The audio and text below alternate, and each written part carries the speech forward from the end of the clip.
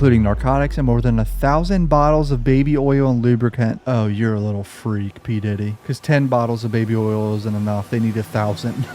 The hammers finally come down on P. Diddy, but not the way he likes the hammer, if you know what I mean. P. Diddy has been charged with racketeering conspiracy, trafficking by force, fraud or coercion, and transportation to engage in prostitution. He was arrested yesterday in New York. I can't even put into words how unbelievably cooked this guy is. I'm about to read the indictment. His defense team also has a $50 million bail package they proposed. This guy is absolutely insane, psychopath, but here we go. Hit subscribe. Let's go, boys. All right, right here we got the United States versus Sean Combs indictment. For decades, Sean Combs, aka Puff Daddy P. Diddy, the defendant abused, threatened, and coerced women and others around him to fulfill his sexual desires, protect his reputation, and conceal his conduct. To do so, Combs relied on his employees, resources, and influence of multifaceted business empire that he led and controlled, creating a criminal enterprise whose members and associates engaged in and attempted to engage in, among other crimes, sex trafficking, forced labor, kidnapping, arson, bribery, and obstruction of justice. So basically, he's the f***ing devil.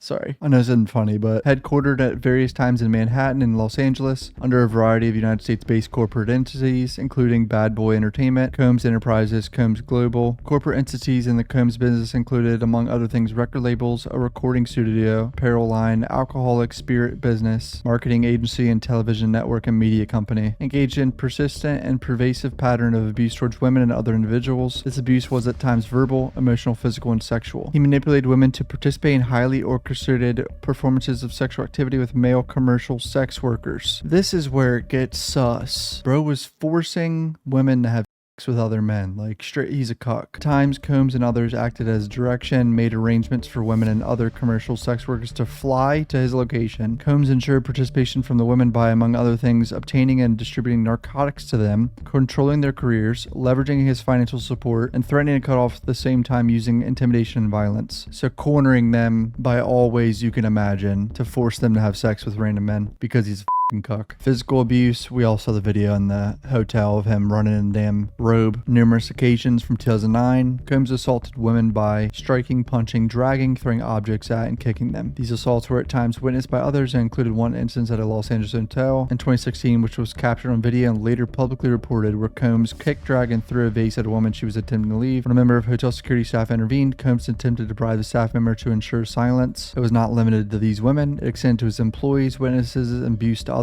He used his business to cover up his abuse and commercial sex. His employees, including security staff, household staff, personal assistants, high-ranking supervisors, and other close associates, acted as Combs intermediaries. Members and associates of Combs Enterprise engaged in and attempted to engage in sex trafficking, forced labor, interstate transportation for purposes of prostitution, coercion and enticement to engage in prostitution, narcotics offenses, kidnapping, arson, bribery, and obstruction of justice. So they're saying the Combs Enterprise is constituted as an enterprise as defined by Title 18 United States Code. That is a group of individuals associated in fact, although not a legal entity. Members functioned as a continuing unit for a common purpose of achieving the objectives of Combs Enterprise. Defendant and others, known and unknown, participated in unlawful and other activities related to the conduct of Combs Enterprise affairs, operating a global business in the media, entertainment, and lifestyle industries, record label, recording studio, blah, blah, blah. We already know all this. Enriching members and associates of the enterprise, including its leader, and particularly those who demonstrated loyalty to Combs and willingness to conceal his crimes. Yikes. So are they charging other people in his business? I would imagine they have to, right? I'm sure there's a few people that went through great lengths and broke the law as well. Preserving, protecting, and promoting, enhancing the power of Combs Enterprise, including the power of its leader through violence, use of firearms, threats of violence, coercion, verbal,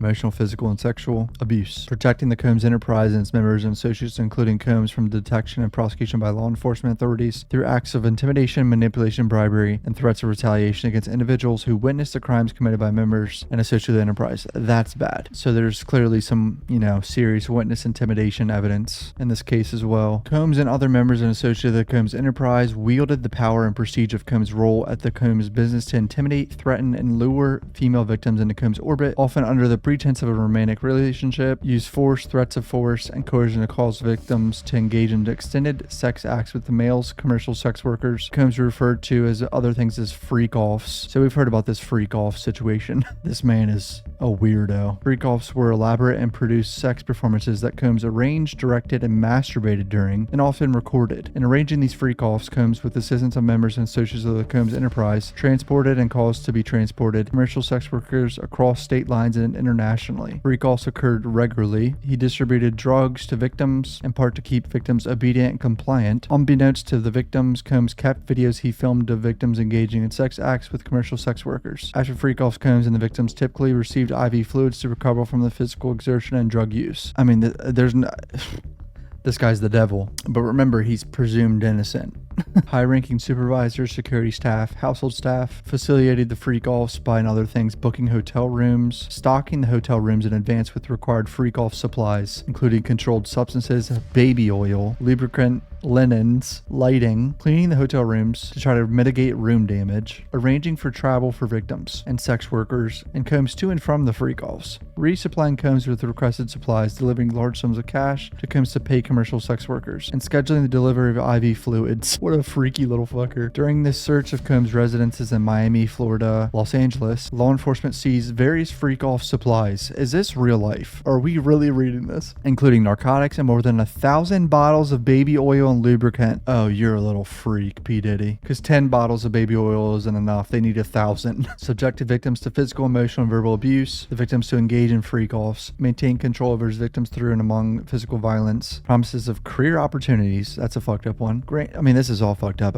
but like granting and threatening to withhold financial support and other coercive means, including tracking their whereabouts, dictating the victim's appearance, monitoring their medical records, controlling their housing, supplying them with controlled substances, threatened the victims' careers and livelihoods, including if they resisted in participating in the freak-offs. Combs also used the sensitive, embarrassing, incriminating recordings that he made during freak-offs as collateral to ensure the continued obedience and silence. He might be a psychopath. Combs himself carried or brandished firearms to intimidate and threaten victims and witnesses. During the search of Combs' residence in Miami, Florida, LA seized firearms and ammunition, including 3 AR-15s with defaced serial numbers, as well as a drum magazine. The defaced serial numbers is that's a felony right there, right? Control over victims by following his directions regarding financial payments to victims, advancing or suppressing the victims' career opportunities. Members and associates of the Combs enterprise at times witnessed Combs' violence towards the victims without intervening. Instead, members and associates of Combs enterprise helped conceal the violence and abuse. Occasions include instances where a victim was required to remain in hiding for several days at a time to recover from the injuries. When Combs' authority or reputation was threatened by the possibility of negative publicity or legal law enforcement action against him, including in or about late 2023, so recently, Combs and members of associates of enterprise pressured witnesses and victims, including through attempted bribery, to stay silent, not report what they experienced to law enforcement. On phone calls, Combs and other members of associates of the enterprise, among other things, provided the victims and witnesses with the false narrative of events in an effort to conceal his crimes. The racketeering conspiracy knowingly combined, conspired, confederated, and agreed together and with each other to violate the racketeering laws of the United States, conduct and participate directly and indirectly in the conduct of affairs of the Combs enterprise through a pattern of racketeering activity, multiple acts involving kidnapping, multiple acts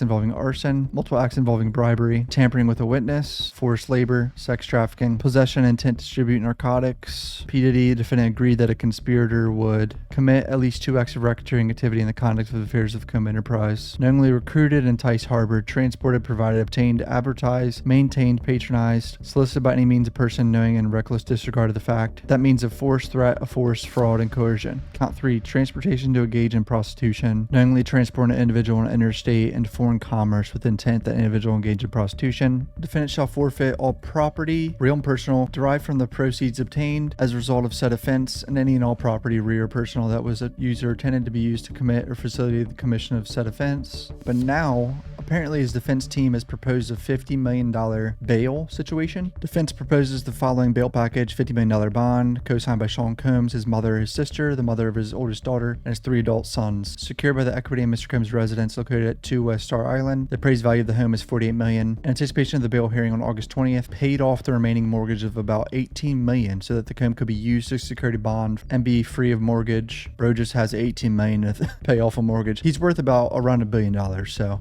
God, that's just insane, because you know you're about to be arrested pretty much at a bail hearing. Mr. Combs' travel will be restricted by the Southern District of Florida. His passport was surrendered by counsel on April 1st. His counsel advised the prosecution of this fact in an email dated the same day. Passports of the following family members who have already surrendered their passports to counsel after the raids on Mr. Combs' homes. So all his family members also submitted their passports too. Think about how big of a piece of shit you have to be for your bail to be $50 million. The government respectfully submits this letter in anticipation of the defendant's appearance before this court later today in support of the government's request for the defendant's detention pending trial. There's no condition or combination of conditions that were reasonably assure the appearance of the defendant as required and the safety of others in the community. The defendant is dangerous and poses an ongoing threat to the safety of the community. If released, he remains a serious risk of flight despite the conditions offered by his counsel. The defendant also poses a significant risk of obstructing justice. During the course of the charged conduct, the defendant has attempted to bribe security staff and threatened to intervene with witnesses to his criminal conduct. He's already tried to obstruct the government's investigation of this case, repeatedly contacting victims and witnesses and feeding them false narratives. There are simply no conditions that would ensure the defendant's efforts to obstruct and tamper witnesses will stop. The defendant therefore cannot overcome the statutory in favor of detention, and the court should order him detained. I'm just now realizing he is like such a big head that he kind of looks like an alien. You know what I mean? Like his head just fucking massive, or at least the top half looks big. All right, that's pretty much it for this shit show. This guy is literally the devil. I'll keep covering this if anything crazy happens. Hit subscribe, join the channel membership. Love you guys. Peace out.